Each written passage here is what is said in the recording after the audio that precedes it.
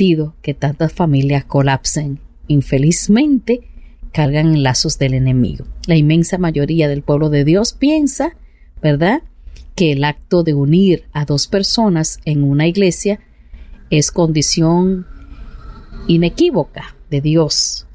Lo que Dios ha bendecido, como Dios ha bendecido esa unión, nada más lejos de la verdad. En primer lugar, aceptas que Dios está presente durante una ceremonia totalmente, ¿verdad? Y eso es así.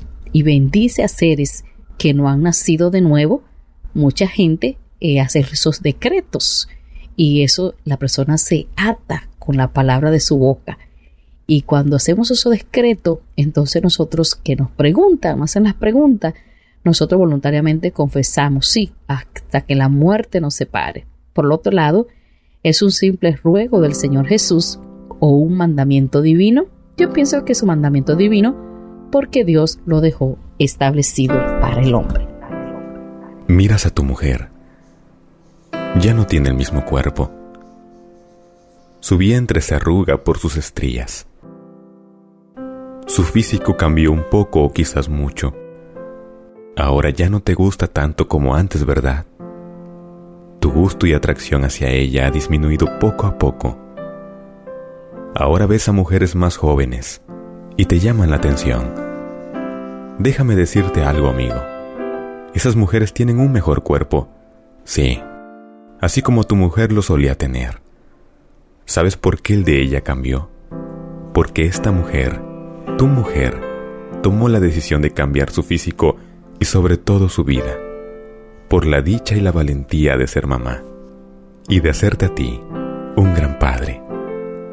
Con estrías, piel medio coleando. Sí, pero ella sigue luchando cada día por ser la mujer perfecta para ti. Ella lucha día a día para que tú la sigas amando a pesar de los cambios físicos que tuvo. Tal vez perdió la belleza física, pero ¿sabes qué te dio a cambio? Te dio la alegría de conocer el verdadero amor, el amor de padre e hijo. Quiérela, consiéntela, cuídala y protégela. Ella no te ama porque seas un príncipe azul.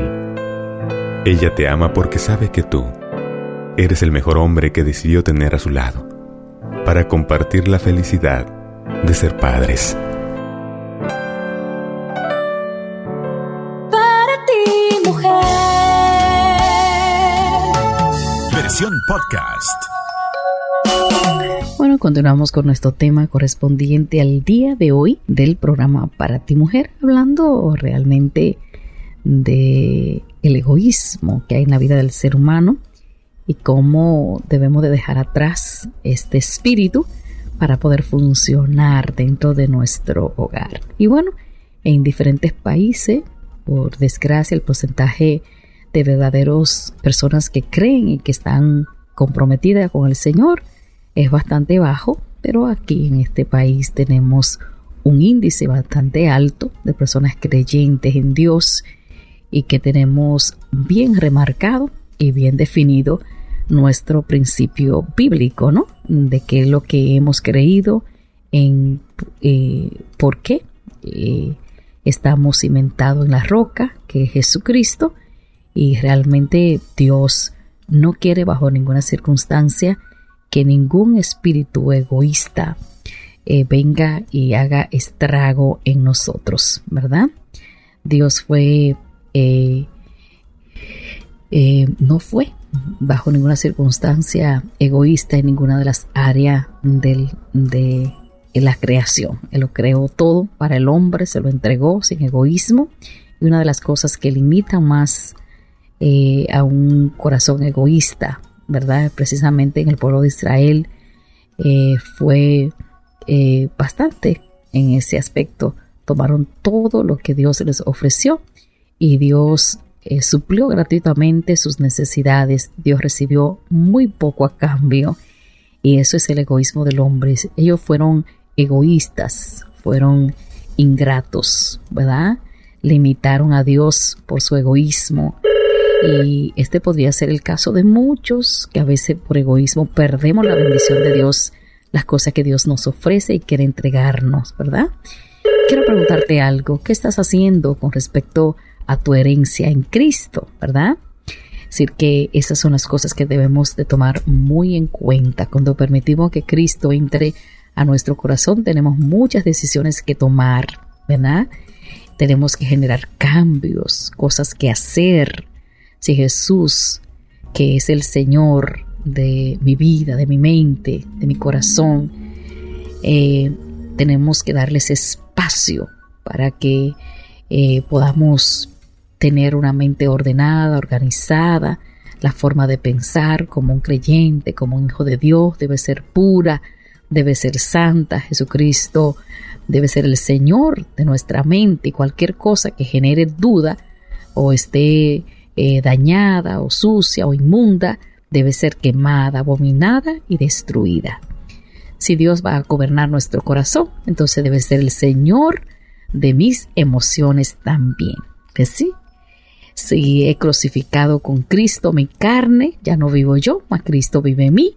Lo que ahora vivo en el cuerpo, lo vivo en la fe, en el Hijo de Dios, quien me amó y dio su vida por mí. Dice Gálatas 2:20. Si Jesucristo es el Señor de mi corazón, entonces será el Señor de mis emociones y afecto. Es donde el señorío de Cristo se manifiesta exactamente, se demuestra, ¿verdad? Nuestras emociones humanas y reacciones son muy variadas. A veces son como un teclado de piano, tan, allá arriba, baja, abajo, ¿verdad? Y estamos luchando con tantas cosas que a veces nos ponen hasta temblar. Pero si Jesús es el Señor de mis emociones, entonces no debería tener problemas con mi temperamento, ¿verdad? A veces reflejamos un temperamento infantil, ¿verdad? No debe existir tampoco en nosotros los celos, ni estar buscando nuestro propio beneficio, solamente no buscaré mi conveniencia personal. Si Jesús es el Señor de mis emociones, debo ser puro y santo acerca de la calidad de mis emociones, ser honesto, honesta, y diré las cosas sin ofender o procurar el daño. Sí, que eso no es ser egoísta, ¿verdad? Porque ser egoísta siempre es que tú quieres buscar que pisotear a los demás y decir cosas feas, que dañen, que hieran, que le ayuden a que posteren las bendiciones. Pero si tú eres el dueño de tu vida, mostrarás emociones buscando tu propio placer. Si Jesús es el Señor de mis emociones, la gente que me rodea verá que efectivamente Él ha cambiado en mí, mi forma de actuar, de mirar, de caminar, de vivir, todo lo cambia en nosotros. Si Jesús es el Señor de mis emociones, le estaré dando toda una oportunidad para que sea Él el que se muestre a través de mí. Si Jesús es el Señor de mis emociones, todo mi carácter cambiará. Si Jesús es el Señor de mis emociones, la gente lo conocerá a Él y se preguntará ¿por qué? Cristo será magnificado, exaltado en mí. Si Dios va a gobernar mi corazón, entonces debe ser el Señor de mi voluntad. Mi alimento es hacer la voluntad del que me envió y terminar su obra. Eso lo dijo Jesús, ¿verdad? En Juan 4:34. Yo no puedo hacer nada por mi propia cuenta. Juzgo solo según lo que oigo, lo que veo, lo que me imagino. Y si mi juicio es justo, pues lo busco, no busco hacer mi propia voluntad, sino cumplir la voluntad del que me envió. Y las razones de mi mente, las reacciones emocionales y la voluntad generan una decisión. Es decir, que a veces la voluntad parecerá fuera de razón, impetuosa y también como fuera de tono y de lugar, ¿verdad? Decimos cosas que no queríamos decir, tomamos decisiones y ya pasan los meses y a veces años de remordimiento. Así, ¿verdad? Como una agonía. Es una voluntad donde solo reflejamos nuestro egoísmo. Nuestras decisiones lo reflejan todo. No hay otra manera de agradar a Dios solo cuando permitimos que Él sea quien nos gobierne y dirija. Que sea Él quien tome el control de nuestra razón y guíe el área de nuestra mente para reaccionar adecuadamente con nuestras emociones y también responder a las decisiones que tenemos que hacer, que sean las mejores y las que puedan agradar más a nuestro Padre Celestial. Es decir que hay algo que debemos de aprender, y es que debemos de aprender a ser libre de ese espíritu terrible de egoísmo, ¿no? A veces nosotros deseamos lo que otros tienen, admiramos y deseamos lo que otros desean, y así vivimos. Pero eso no nos da ningún tipo de satisfacción en ninguno de los aspectos de nuestra vida. Hay muchas consecuencias del egoísmo, ¿verdad? Y bueno, tenemos que nosotros saber qué podemos hacer. Ageo 1:2 dice: Jehová de los ejércitos habla así diciendo: este pueblo dice, no es aún venido el tiempo en que la casa de Jehová sea reedificada. Y bueno, esta actitud tiene un nombre: egoísmo. Al leer esos pasajes me acuerdo de actitudes que muchas personas muchas veces toman o han tomado, ¿verdad? Ya que Dios nos ha provisto de todo lo que necesitamos, de tal manera que no podemos quejarnos nunca. Siempre Él nos da lo que necesitamos. Pues hasta una casa, nos provee cosas, ¿verdad? Pero esas cosas son terrenales, son pasajeras, vienen, se van, se quedan atrás. Pero cuando el Señor pide que edifiquemos nuestra propia casa, nuestra propia iglesia, que somos nosotros, el cuerpo de Cristo, que participemos en ella, que traigamos el fresco pan de la proposición de la palabra de Dios, simplemente somos como la leche.